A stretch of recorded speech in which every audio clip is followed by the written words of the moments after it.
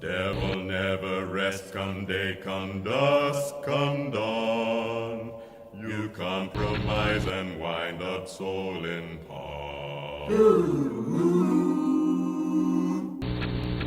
The Dirty South. It strike you funny when you look him in the eye.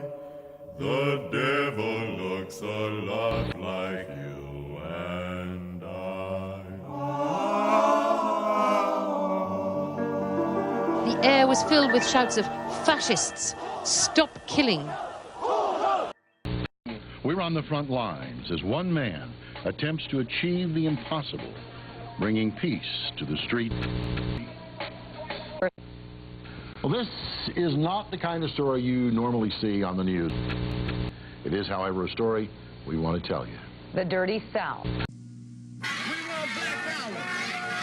We want black power. We want black power. We want black power. We want black power. We want black power. What do you want? What do you want? Nobody in the town has any use for him. Nobody likes him. Nobody wants him. We don't want brotherhood. You keep the brotherhood. The Negro is not the problem. The problem is what Negro connotates, what it stands for. The pigment of skin isn't the problem. The problem is that the Negro in this country today stands for venereal disease, prostitution, the numbers racket, and crime. Good evening. I'm Howard K. Smith in Washington. Harry Reasoner's on vacation. These are tonight's headlines. Israel, mourning its dead and angered at the killers, prepares to hold a state funeral tomorrow for the 11 Olympic team members slain in West Germany. The Olympic Games are resumed after memorial services attended by 80,000 persons are held in Munich.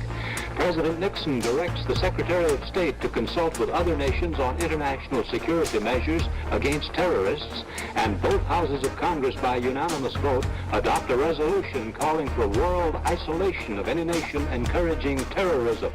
Well, that was the line from the president's speech last night that drew some of the loudest reaction. The president arguing that a group calling itself the Islamic State is, in fact, neither Islamic nor a state. Joining me now, Brooke Goldstein, who's a human rights attorney and director of the Lawfare Project, and Hassan Shilby, who's the chief executive director of the Florida branch for the Council of American Islamic Relations. We are going to begin with Hassan and then get to Brooke. Hassan, thank you for being here tonight. And so it is true that ISIS, that Islam is not ISIS, but it is also true that ISIS is Islamic, is it not? What is Fox News? It's just a parade of propaganda, isn't it? It's just a festival of ignorance. What? Why 1 million people are dead in Iraq? Come on, this is ridiculous. What's the point of this? The role of the media in a so-called democracy. I'm wondering how you see the role of our educational system, what it's doing right now, what forces are driving it, and what constraints are on it, and how should it operate? Mm-hmm. Well, I quoted the Trilateral Commission view of the educational system, namely it's a system of indoctrination of the young. And I think that's correct. It's a system of indoctrination of the young. That was the way the liberal elites regard it, and they're more or less accurate. So the educational system is supposed to train people to be obedient, conformist, not think too much, do what you're told, stay passive, don't cause any crises of democracy, don't raise any questions, and so on. That's basically what the system is about. C'est vrai qu'on a été battu au fond par quoi? Par l'argent et des votes ethniques, essentiellement.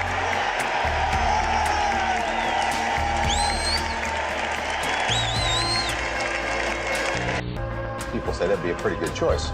Bring in the Hispanic vote. Some people saying, he's posturing. Some people say, and excuse me, I'll get to you, Joe, in just a second, but some people say that you may be setting up Sharpton for a run against Hillary in 2006 in the Senate. Journalistically, it's a very peculiar technique because the idea behind journalism is that you're sourcing who you're referring to. This is just sort of a clever way of inserting political opinion when you know it probably shouldn't be there. Some people say that this might undermine what the U.S. troops are doing there. Some people say John Kerry has some similarities to an earlier Massachusetts politician. Some people say in light of what's happened with the Oil for Food program. Some people say supported by Iran. Some say, I've heard a couple people say. Some say that it's a sour grapes book. Some people say it's just too violent. There's too much blood. Some people say. Some people say. Well, some people say. Some people say.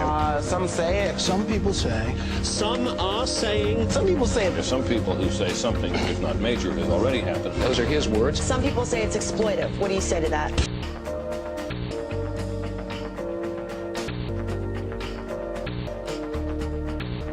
Not that I have a choice, but fuck it, I quit. All right, we apologize for that.